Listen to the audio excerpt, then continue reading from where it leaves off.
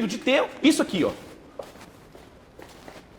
Isso aqui é uma arquitetura original. Não foi feito depois. Não foi puxadinho, porque o prédio, ele foi, apesar de ser histórico, ele foi várias vezes, ele foi tirado as características. Mas isso aqui é original, do prédio original. E aqui, ó, qual o sentido de ter um lugar igual esse aqui?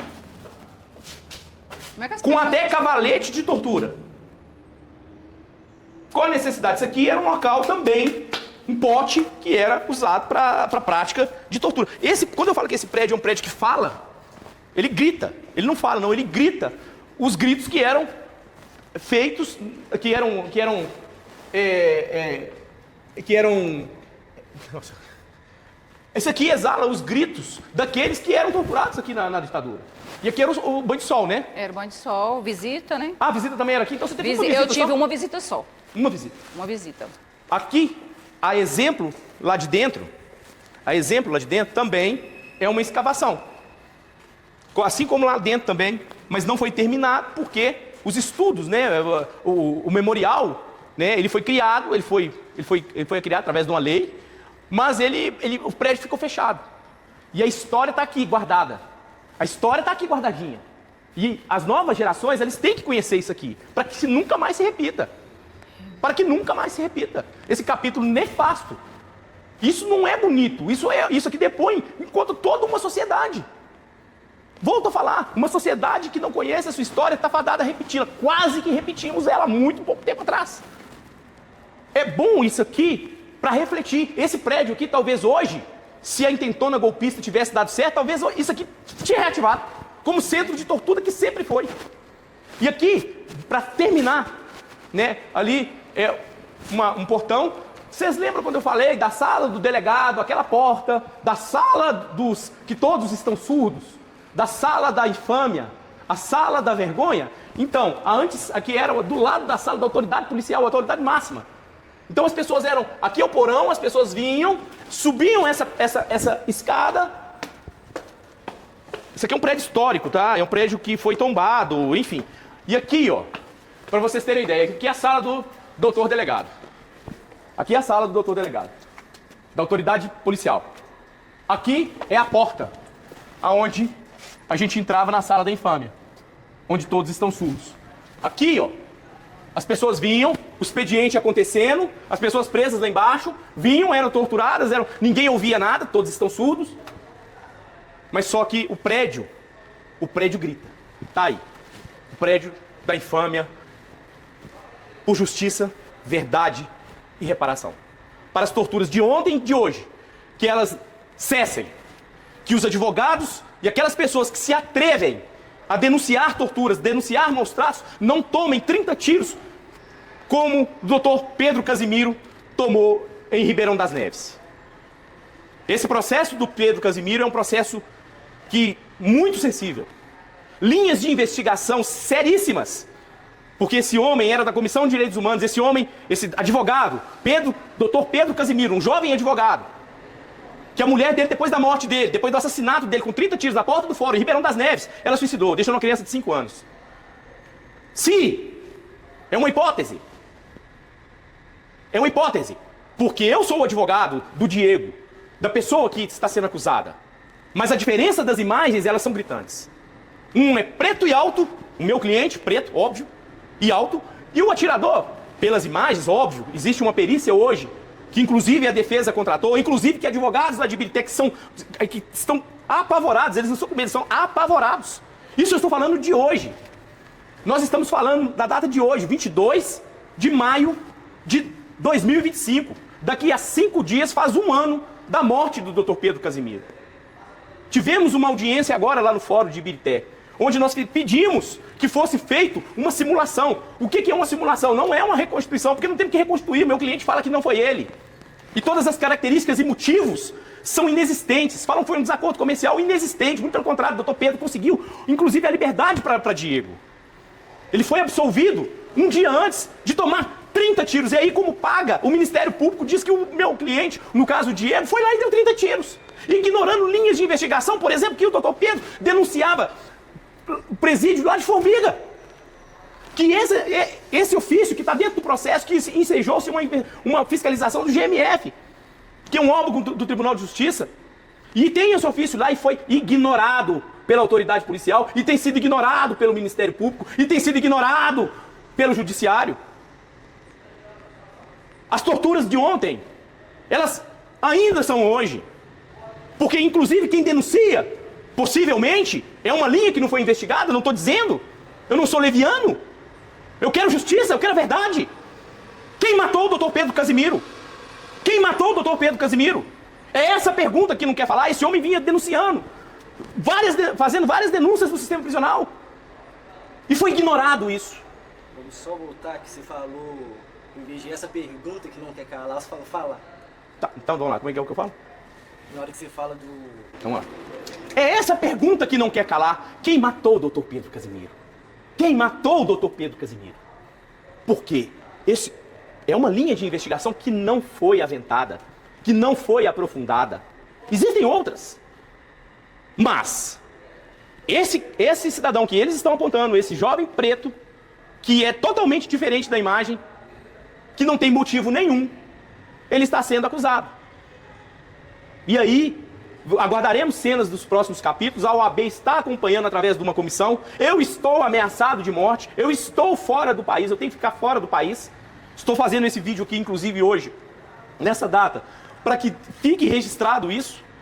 Para que, se caso acontecer alguma coisa comigo, meu sangue está nas mãos do Estado mineiro, está nas mãos do Estado brasileiro, está nas mãos do Judiciário brasileiro, está nas mãos da promotoria, do Ministério Público.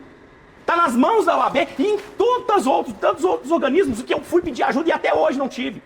Sequer no programa de defensores de direitos humanos eu estou. É bom dizer que esse caso do Dr. Pedro Casimiro, a própria presidente da OAB à época, presidente da Comissão de Direitos Humanos à época, ela teve o escritório invadido, advogados lá em Ibirité foram ameaçados. Existe um clima de pânico no ar. Até quando a gente não vai contar nossa história? Por Pedro Casimiro, por Maria Criseide, por Wellington Marcolino, por Camila e por tantos e tantos outros que foram torturados e que perderam a vida, que foram estuprados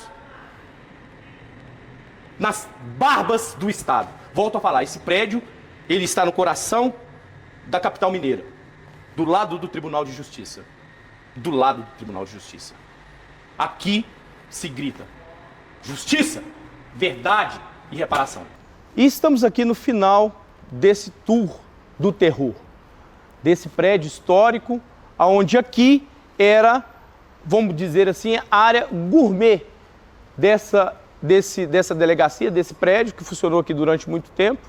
Depois ele se transformou num centro de remanejamento para mulheres, mas que ele vem desde 1927 se prestando ao papel de que ele foi criado e idealizado, que é praticar torturas de forma sistemática. Aqui a gente está no estacionamento, onde tinha viaturas, as viaturas ficavam paradas, até as placas, né, Quinta DE, gabinete, chefia do DENARC, até isso deixou aqui, o prédio ainda tem algumas características em que pese ele foi muito mexido, né, na sua estrutura. Aqui a gente pode ver que tinha uma cela. Na verdade eram duas celas, né? Aqui hoje é um banheiro, você vê que é um banheiro recentemente reformado.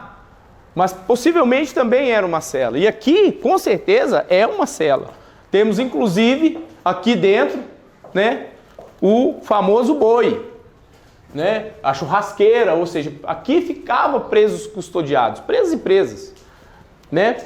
Aqui, ó, tem uma desculpa, mãe. Aqui tem desculpa. Tem as paredes, elas falam, né, algumas coisas, né? Então, aqui era a área gourmet, vamos pôr assim. E aqui tem uma sala que é muito peculiar e é muito emblemática. Inclusive, essa sala foi retratada num quadro que tem ali, demonstrando como que era feito, que todo o espaço aqui, volto a falar, ele era pensado para tortura. Então eu fico imaginando as pessoas fazendo churrasco ali tem uma churrasqueira, presos ali, e o que acontecia dentro dessa sala é um horror. aqui uma arquibancada, onde pessoas vinham assistir sessão de tortura. Aqui temos uma sala que quem uma pessoa desavisada poderia pensar, não, é uma sala, tem um poço, né, que as pessoas tomavam banho. E aqui tem uma sauna. Mas não, isso aqui era usado como forma de tortura. Era aquela tortura de esfriar. Aqui temos uma sauna.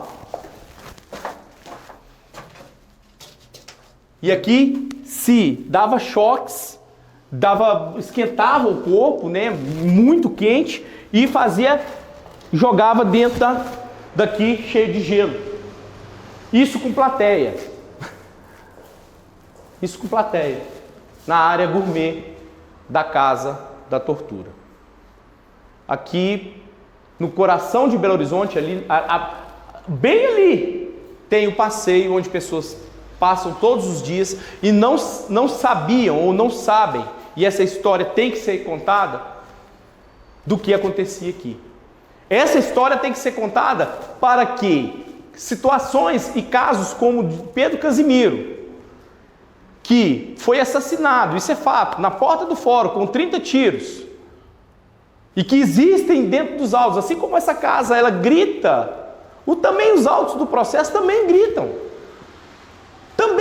E lá nos autos do processo, esse homem que foi covardemente morto com 30 tiros, com semiautomática, numa prática, num modus operandi de milícia, que botaram inclusive fogo no carro, logo após, o atirador solitário, ele acertou 30 tiros, ele acertou 27 tiros, ele deu 30 tiros e acertou 27.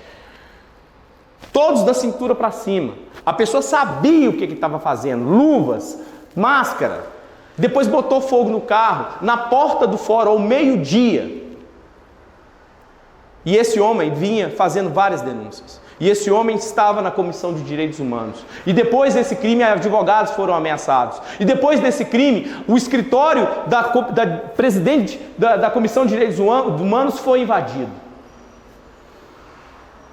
E aí, o que querem falar para a sociedade é que uma pessoa que é de 1,80 m, preto, né, assassinou, e por isso nós estamos com a convicção de que não é o Diego que cometeu esse crime, e que esse crime, para além de não ser o Diego, ele deve ser melhor investigado. Talvez, se caso, na remota hipótese, que não é tão remota assim, de não ser o Diego, da gente conseguir provar que não é o Diego, essa morte do Dr. Pedro, ela não pode ficar sem uma resposta para a sociedade.